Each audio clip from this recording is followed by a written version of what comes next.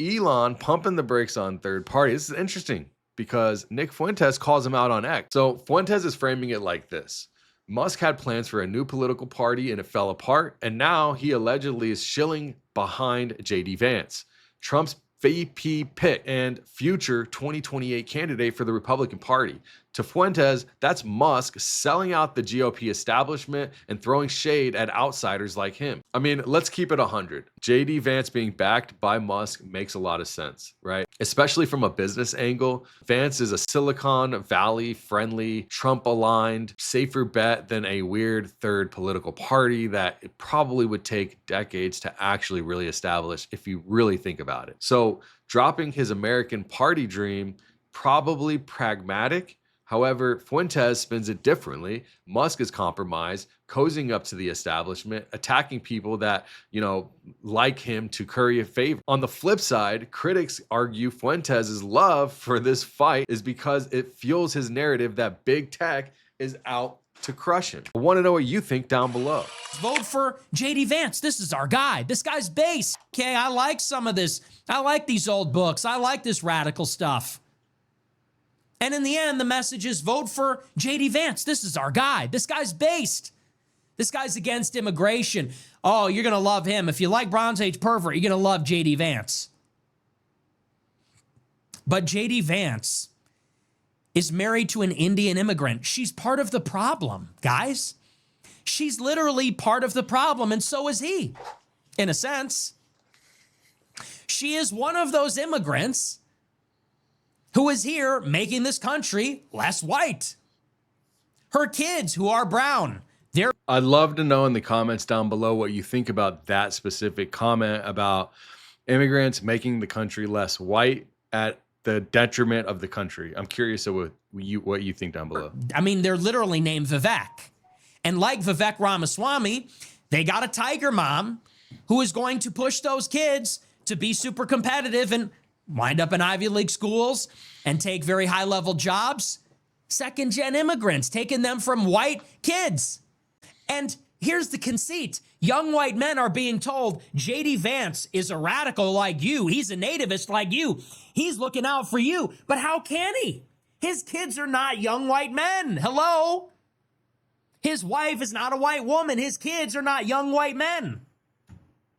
How is this guy possibly going to be a white identitarian? How would he possibly ever say that there's an ethnic basis for American identity? There's not even an ethnic basis for his family, let alone his country. He's going to go and push America in a more ethnic nationalist direction. He is going to shore up the ethnic core of America. He didn't even do it in his own house. How's that even possible? I mean, we all like to say, we're racist. He's decidedly not. Let's just level here a little bit. My parents are old school. They're old school. The idea that none of it's I have kids. The idea that, your daughter comes home with a guy from another race. Am I telling out any tales out of school? We're not okay with that. People that are old school like that, we're not okay with that kind of thing. But that's JD Vance's family. I've seen people talk about him as a pure racist, that he hates black people. I do not think that. I don't think that at all. I think that's what he's believing is he believes in racial completeness on their own, right? Not intermingling races. I could be wrong. I'd like to know what you think in the comments down below. But that's what I think he thinks. The guy went to Yale. The guy's in Silicon Valley. He's very cosmopolitan. And also, he has said blacks have been like the token black people for certain political agendas or financial agendas or what have you as a prop, which could be true. Because what happened with all this DEI and all of this political appropriateness around culture and around cultural workplace environment? What happened to that? He wrote a New York Times best-selling book. They did a Netflix series about it. He was a contributor on CNN. He met his Indian wife at Yale Law School. They were set up by literally the author of Tiger Mom, Amy Chua. These people are not like us. They're not like us. They're not us. And we are being told we're being hooked. Oh, I'm schizo. Oh, I'm a schizo bodybuilder. Oh, I eat raw meat. Oh, I'm sunning my balls. Oh, I'm making the Sonnenrad spin. But if you're telling us to vote for JD Vance, I know you're full of shit. Because Vance is not going to be a racist, cannot be a racist, is not a, whatever that means. He's not going to be a white identitarian. He's not going to defend the interests of white people. He's not going to defend the interests of young white men. Though he may be one himself, his children are not. And what do you think Vance makes of all the Jeet comments? When all these guys are on Twitter, you and your buddies, Aryan schizo and Hitler rapist, when all you funny groypers and frogs are on Twitter making jokes about Jeets and Indians, what do you think Vance thinks about that? Dude, his kids are Indian. What do you think he makes of those jokes? What do you think his wife makes about those jokes? What do you think they think about it? It's a good point. Okay, these people are not like us at all. I mean, that is just like, if you vote for this guy, if you even think about voting for this guy, you are a cuck.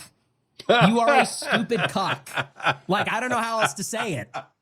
You have all these young white men, and the GOP self-consciously fed them, unloaded all this shit on them. Oh, yeah, mass deportations. Oh, we're base now. Oh, yeah, we're nationalist. Oh, you got 50 days. They're all going back.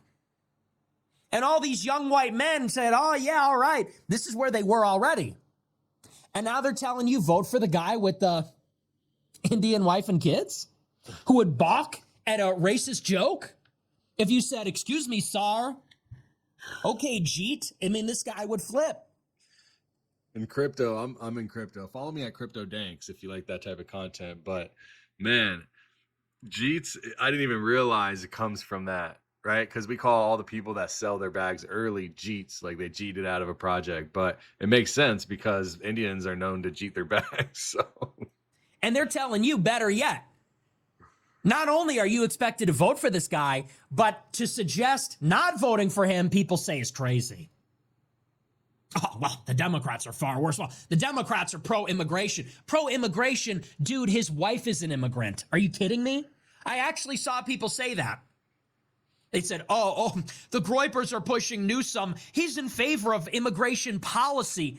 Dude, JD Vance is married to an immigrant. He's in bed with an immigrant. Literally, not figuratively, literally. He's in bed with an immigrant. His kids are Indian. Are you kidding me? And people say, oh, yeah, criticizing Israel. That's third worldist. Being a Democrat, brown-coded. Brown-coded. Dude, his kids are brown color-coded. His wife is brown color-coded. Spiritually brown. They're fucking actually brown. I've been hearing that for 2 years. Oh, you're pro-Palestine? That's really spiritually brown. Dude, his wife is literally brown. His kids are literally, not spiritually, not ideologically. No, they're actually brown. That's the color of their skin. It is what it is. I mean, I'm sure his kids are nice. I'm sure his wife is nice. But can we cut the shit? This is where the rubber meets the road here. Are we serious? Are we serious about our politics, or are we just joking around? Oh, yeah, funny stuff, guys. Yeah. We're all schizo, pro-white, et cetera. When push comes to shove, you know we're really for a colorblind meritocracy and our fat-ass vice president with his Indian wife and kids bragging about how he's got a biracial family. How could he possibly be racist? Are you serious? It's crazy. And they really expect you to believe that. And I'll tell you something. You know, I didn't vote for Trump last year, but I could see why you would. And a big part of the appeal of Trump, at least for me from the beginning and even now, is that he's a 6'3" billionaire with a supermodel wife and skyscrapers with his name on it and a beautiful white family.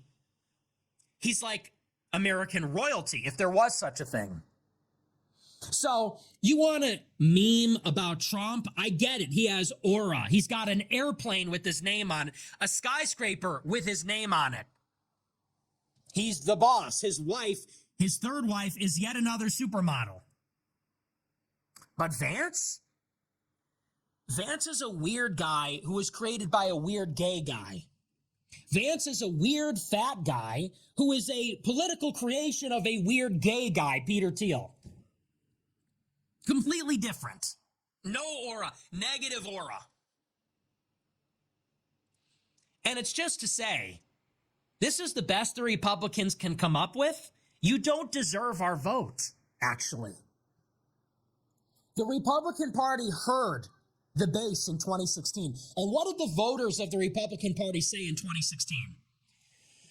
Loud and clear, they said, border wall, no more immigrants. That's what white America said. 90% of the Trump voters were white in 2016. And when Michigan and Wisconsin and Pennsylvania went for Trump in 2016, you know what they said? They said, we're done with Obama. No immigration. Build a wall. Keep these people out. Get them out of here. Get these illegals out. Build a giant wall. We are full. We have had enough. No more diversity. The Groypers do this shit every 6 months. Before Newsom, it was Kamala and then Kanye and Yang. Okay.